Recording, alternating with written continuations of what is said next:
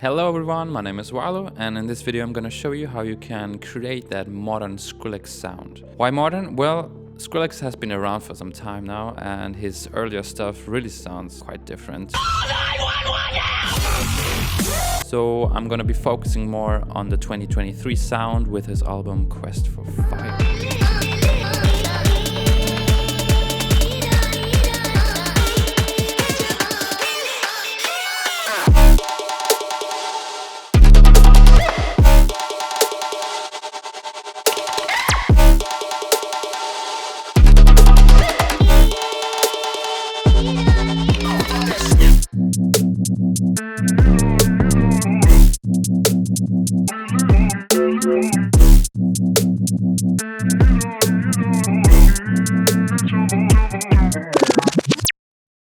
With Skrillex, it's a lot about sound design.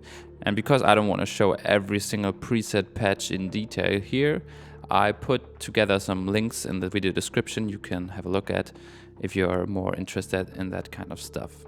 Let's start with the intro / build-up first.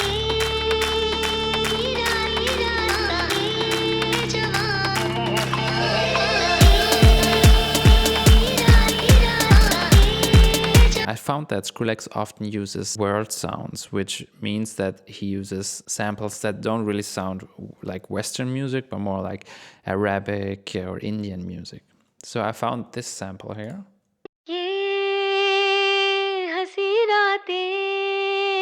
And then I dragged it into the Ableton Simpler, set the slice mode, and played around with the sensitivity.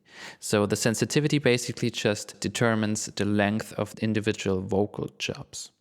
After you find something that fits, you can right-click it and slice to a new drum rack. And from here you can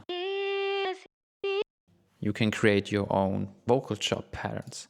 So I came up with this pattern here.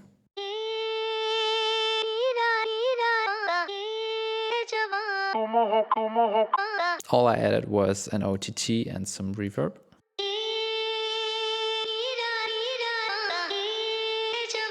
And this is kind of the lead melody for the beginning of the track, the bass for all the rest. Now, on its own, it doesn't sound that full, so I added this background voice and this crystallizer layer here. The way I achieved this sound was by taking the original main vocal and putting a crystallizer plugin on it. You don't necessarily need that plugin. I think all it does is that it creates a delay and then reverses the delay again. But you can create really unique transitions and sweeps and background effects with it, as I did here, for example.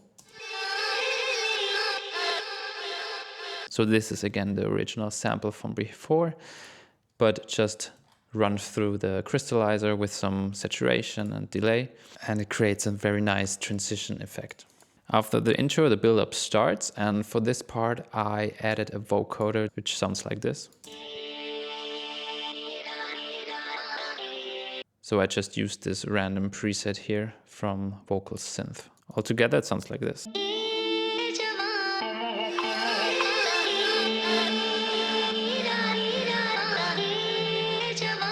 Let's have a look at the drums now. I think they're the most straightforward element of this song. So in the intro and build-up, I have these claps here.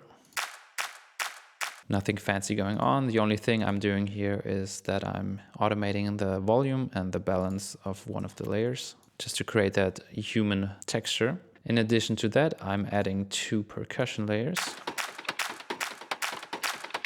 and this little bongo fill.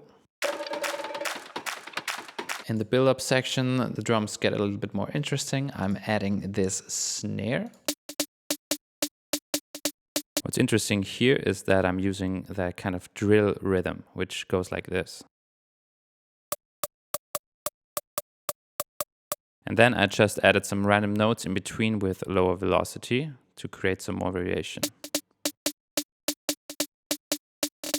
There's also this kick playing, which is the same kick as in the drop, but just with a high cut, and it's gradually being automated so that the low end is decreasing. In the middle of the build-up, the bongo loop starts playing again, and I'm just pitching it up to create that rising effect.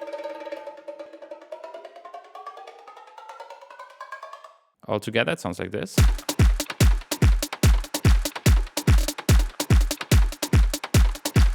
With a vocal.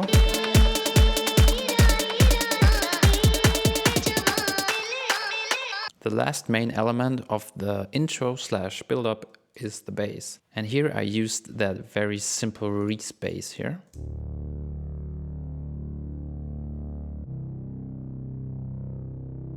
And it's just going back and forth between these two notes, D and C. In the build-up section, I also added this FM bass, just to add some more warmth. What I did here was just add some very distorted high end, together with some compression and a high cut. At the end of the build-up, the bass gradually goes up in the pitch by semitones. And together with some simple effects, this gives us a nice intro and a nice build-up to start working from.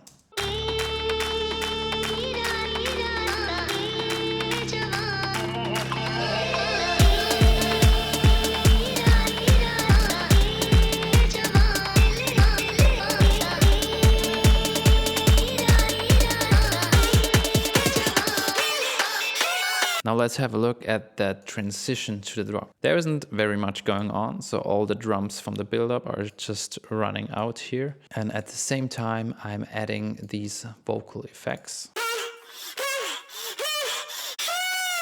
So the first vocal may sound like an elephant, but it's actually me. And it sounds like this without any effects. So I just pitched it up by 12 semitones and added a lot of saturation and low cuts. Right before the drop, I added this vocal shot, which is also being saturated, just to add some more tension. At the same time, this snare is playing quarter notes, just to keep that rhythm going, to have a feeling for the beat. And all the other drum elements are also running out. Last but not least, the vocals are still playing in this transition part, but they are being filtered out.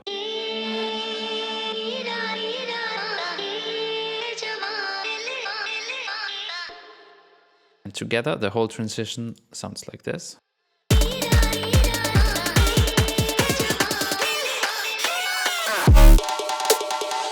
Okay, so now let's have a look at the drop. Skrillex's drops are defined by contrast and that each element has its own unique place in the mix. That also means that he doesn't like to blend sounds together, like a reverb tail or a delay tail, but he likes to restrict the space to each element. So it's kind of like a puzzle. All the different pieces have to fit together in the end, but each piece is unique on its own. I hope this makes sense. I think it will get a little bit clearer when I show you all the elements of the drop here. Let's start with the bass steps. They sound like this and consist out of 4 layers. So the first one is the main step, the actual sound, which sounds like this.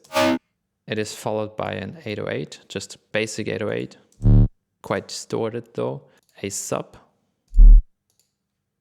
and this noise here. So there isn't much processing going on all of these layers, except for the noise layer. So what's interesting about this is that I'm actually using a sine wave and a noise to create that very distinct texture. Without the sine wave, it would sound like this. So very flat, but we don't want that, we want that texture.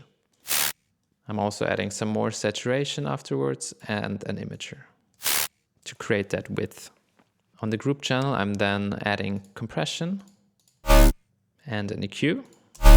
And you can already see that I'm automating the volume here because I want to have all the control over these bass steps and over all of these elements basically in the drop. So I'm ducking the volume here to create space for the kick, but I'm taking away all of the bass step shortly after.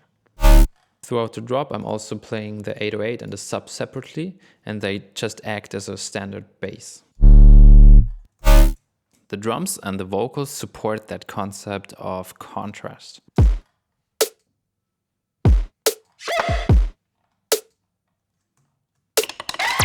So I tried to keep the drums very short and snappy so that every element has its own space. The drum pattern is pretty simple. Every 2 bars there's this little vocal fill. So all that's happening here is that I'm adding a new element every 16th note. So these 2 blocks here, they represent a 16th note. So I have that sweep here, the vocal, a perk, and this kick. Altogether they sound like this. And the vocal, without any effects, sounds like this. So I added a lot of saturation. And I automated the mix and the volume of the reverb to create that sucking effect. The same applies to the second vocal fill, just that I'm adding a little sap here. I also added this little metal percussion fill at the end of a 4-bar loop, just to add some texture basically. For the lead, I created this percussion melody.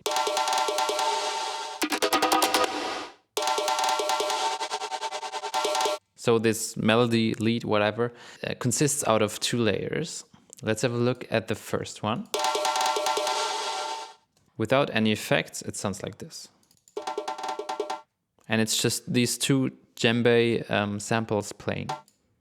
A higher one and a lower one. And for the MIDI, I'm changing the velocity of the notes. And I'm also adding this 16th note swing. As far as the processing goes, I am adding a little bit of the stereo highs here. I'm making the sound a little bit shorter with this transient shaper. I'm adding some compression with the OTT. I'm also adding some more saturation, compression.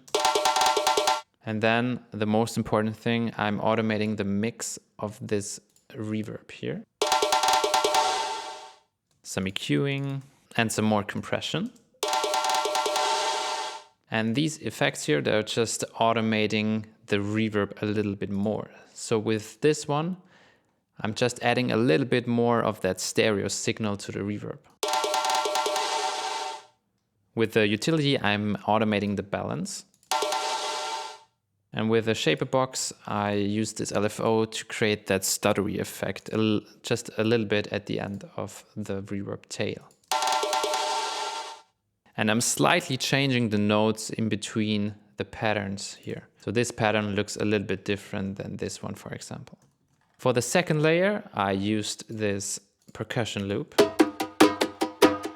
And I just took out the sounds that I liked and I put them into a drum rack again. I'm applying the same effects as before, but this time I'm automating the shaper box LFO right at the beginning. So I get that stuttery effect right at the start. Without, it would sound like this. It's subtle, but yeah.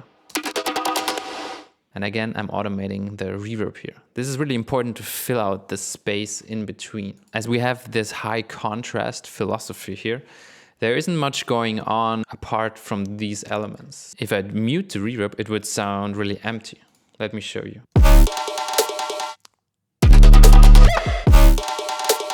And now with. And as the drop progresses, I'm also changing the automations a little bit. So for example, here I'm applying a much stronger stutter effect. Altogether, it sounds like this.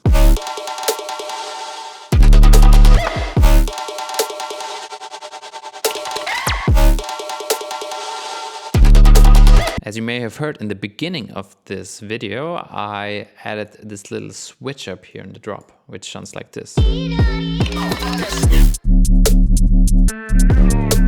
So let's have a look at the transition from section 1 of the drop to section 2 of the drop now. The lead melody for this transition is this FM bass, which is the same as I've already used in the intro before. The kick is following the rhythm of this bass and is slowly again being filtered out. At the same time, the vocals from the intro are being played. And again, they also get cut out. And that's almost the whole transition. I'm just adding this little percussion fill and this very distorted vocal to to then find myself in a new sounding drop.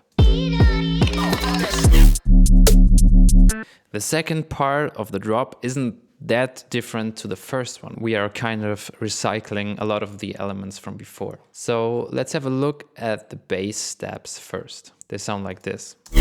And you can already tell that they are almost the same. I just switched out the former stab with this one. And it's the same preset patch. The only thing I changed was the octave here. This gives us quite a new sound and adds to the variation. In addition to that, I also added this laser sound here with a 100% reverb on top. A little variation here is also the 808, so I'm not playing the full 808 here with a sub, but just the 808 separated like this. I'm not adding a sub anymore because we have a new bass playing here in the second part, which sounds like this. And this is basically just a bass shot. I didn't apply any processing here. I just layered it with the sub from before. So I rendered it out and I put it underneath. And I added these automations here for the kick to have space. The drums pretty much stay the same. There's just a little addition, which are these hats here. And I just copied the snare pattern from the build-up here and pasted it here onto the hi-hats. As far as processing goes, I just added a very tiny bit of delay and some saturation. For the vocals, I took the main vocal again and I pitched it down by 12 semitones. I also automated the balance a little bit, so sometimes you can hear it more on the right ear, sometimes more on the left ear. Together it sounds like this.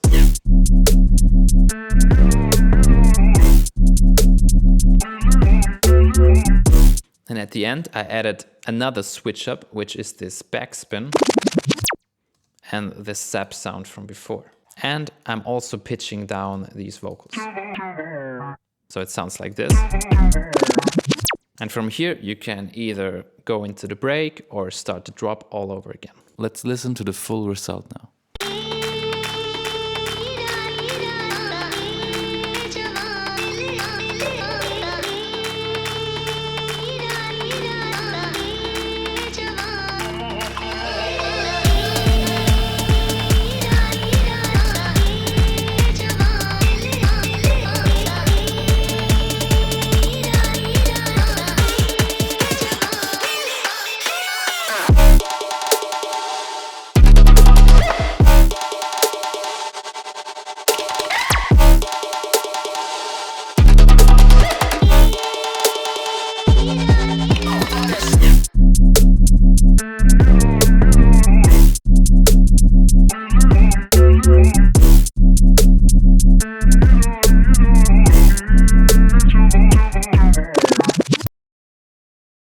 And that's it for today. Thank you very much for watching. I hope you could take away something from this. Just remember, it's all about contrast and finding the space for the right sounds. For me personally, this was really fun to make because it's really like a puzzle. You can try out so many different sounds and see if they fit or if they don't fit. Yeah, and it was really interactive and fun. So I'd recommend you to try it out and let me know what you think about the video down below. I'll hopefully see you next time. Bye bye.